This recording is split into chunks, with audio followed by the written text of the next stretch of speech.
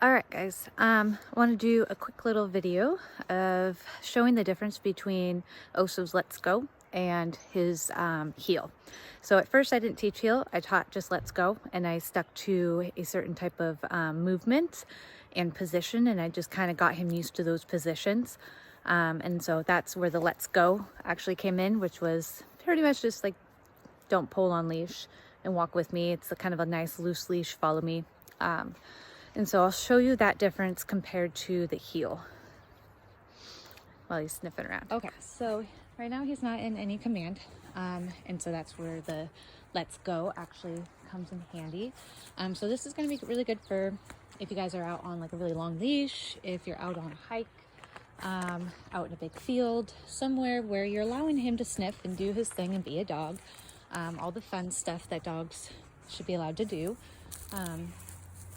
With our permissions and our guidance. And so Let's Go allows him to kind of branch out, be a dog, sniff things, explore, but still stay in tune with you and kind of follow what you're doing. And if he's not, so you either A, have a leash communication, or you have your e-collar. And whenever you are practicing this for a little while until you feel really confident with it, you'll want to have a leash on. They have 15, 20, 30, I think 50-foot leashes that you guys can get. I have a rubber one here for in the backyard.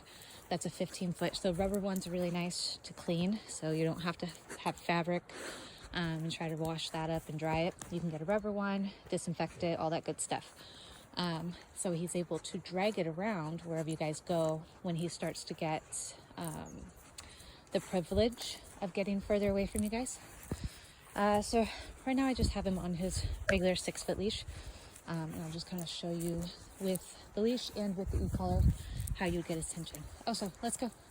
So if he doesn't pay enough attention, so I'm going to be changing direction.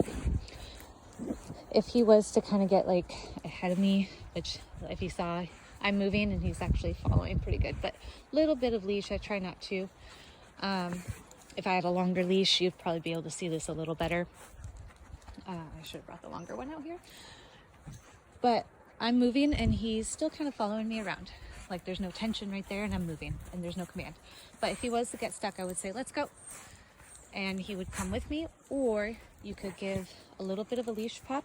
Try to catch his eye. So if you do give him like a leash pop or a tap on the e-collar at whatever number he's at, then you want to try to get his peripheral view. Let's go. So like there, give him a little pop. Moved him a little closer towards me. Let's go. Good job. So he's allowed to keep sniffing and doing his exploring, but he's still keeping track of where I'm at. Let's go. And so if you know too, if he's going to hit the end of the leash when you're practicing this at home, you can do a little, let's go.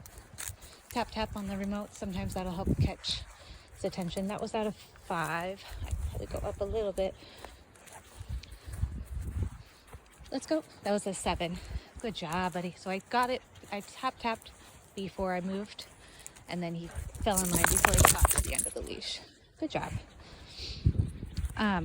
Yeah, so it's nice to have a dog that follows you, is still able to be a dog.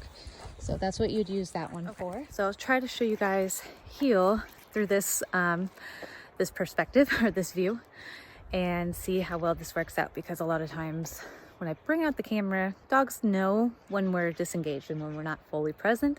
So I try to do both, but he knows that I'm focused on this too. So we'll see if this works out. If not, then I'll try to flip the phone the other way, or I'll set it down and just kind of do it a different way.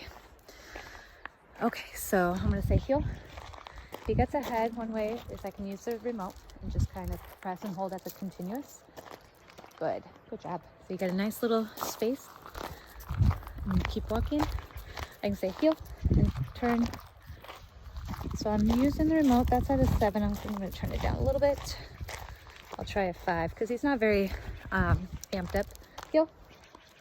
Good boy. But I don't allow sniffing, so the heel position is basically no sniffing. That is definitely more of a structured walk. Pay attention to me. We're pack walking. It's not so much about sniffing and doing all the free stuff and marking, no marking. Heel. If he gets ahead, and just bring him back this way. So I'm using both leash and heel. So he's a little far there. So he knows the figure 8 motion. And you can change directions. Heel. Good boy. You kind of decide how far back you want him to be. If you want him a little closer, you can have him a little closer. He's not a resource guarding dog that I've noticed anyways, but if you ever feel like he's guarding you guys or getting a little protective or anything like that, as he starts getting older, if any like weird new habits come about, you can always ask for more space on a structured walk. It's a good thing. If you watch dogs when they walk. Heel. Good boy. So I hold the pressure, by the way, until he kind of refocuses back on me. Good boy. So his ears are nice and relaxed. Oh yeah, so as I was saying, if you watch a pack of dogs, like they're not all bunched up together. Everybody in kind of the dog world, they understand space is kind of a sign of respect. Usually the ones that are not doing good, heel. Good boy, he saw a bird. The ones that are not doing a really good job at respecting space, they tend to get corrected, and you'll see that too if you ever watch kind of a pack of dogs. If you ever watch a dog park, you'll see a lot of that. Heel. So he gets ahead. So you can use that figure 8 motion and just bring him back.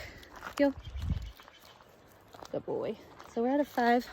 Might go down a little bit. If you feel like he's getting sluggish or just not interested, your numbers might be a little high too. Go. Good job. So everybody's got a different variation of heel. Some people like the dog right on the hip. There's like the competition method. So sport dog trainers are going to tend to train most dogs to be right on the hip on the left side. I personally don't care anymore. I used to do that. I do like it on the left side because I'm right-handed.